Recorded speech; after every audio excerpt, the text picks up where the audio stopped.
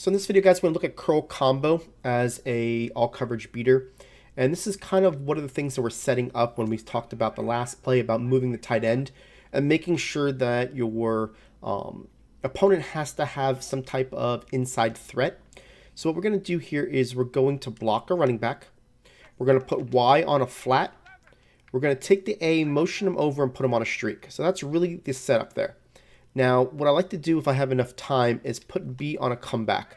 And the reason why I do that is because against cover 2, if they don't take away the man activation, or if you're in cover 2 man, you're going to end up getting a B open. So I'm going to show you that real quick. So you got a 4x1 set. That guy's going to man activate. You're going to be able to throw it to this B receiver and get an easy catch, right? So that's the only reason why we put him on a comeback. He is absolutely not needed for this play.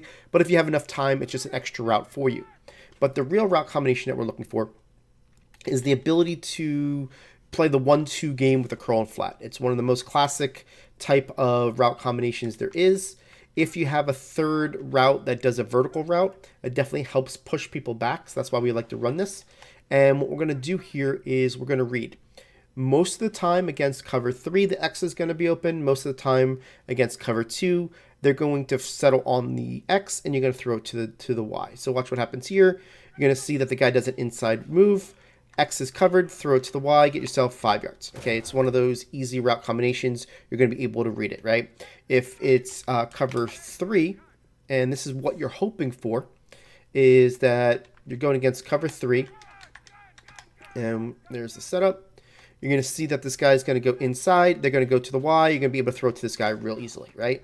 Now, without the threat of somebody going to the middle of the field, a user could kind of jump this. And that's why we want to make sure that we do our best to, pretend like that A can break to the middle at any time.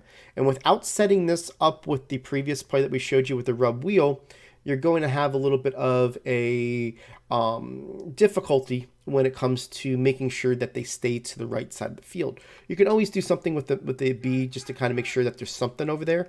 But for the most part, what we're really looking for is that guy to jump it. This is against cover 2. We read that the guys were back. We're going to throw it to that player. Now let's look at hard flats here, right? So here's cover 3, and we're going to go with hard flats.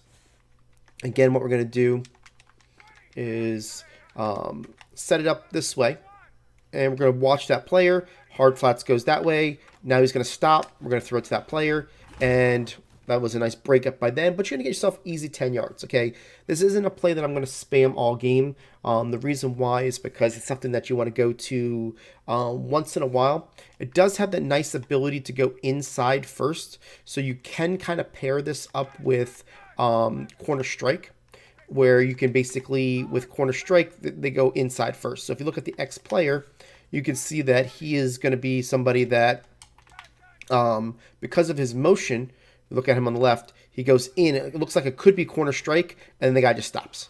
So typically speaking, if people are going to be running corner strike, or you're going to be running corner strike, most people aren't going to try to cut off the C route to the outside just because they're expecting their zones to do that, so that you can kind of get away with it. But for the most part, you want to make sure that you pair this with motion with that tight end to the left and giving them an inside threat early in the game to set this up later in the game when you need an easy completion.